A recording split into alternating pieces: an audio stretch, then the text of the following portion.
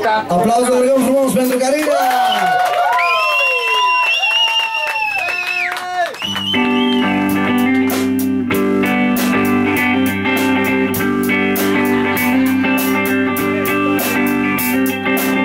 Cine trece în Valea Seacă cu hangerul fără teacă și cu pieptul dezvălit, Andrei Popa cel vestit, Andrei Popa cel vestit.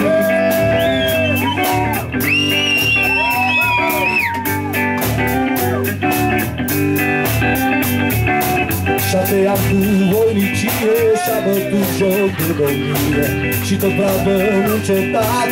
Andrei Popa, hoț bărbat, Andrei Popa, hoț bărbat. E haidut și e vestit, Andrei Popa cel voit. E haidut și e vestit, Andrei Popa cel voit.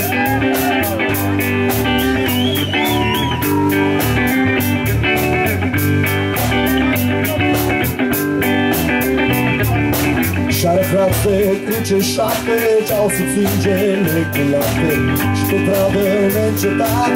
Andrei Popa, hoț bărbat, Andrei Popa, hoț bărbat. E haidut și e vestit, Andrei Popa cel voit. E haidut și e vestit, Andrei Popa cel voit. Hai să aplaudăm pe Carina, hai Carina! Bravo! Bravo! Haide! Aplauze de Carina!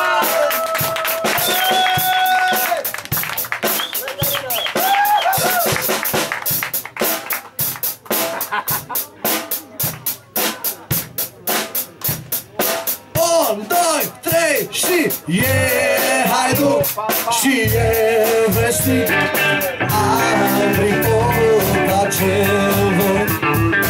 E haidut și e vestit, Andrei Popa cel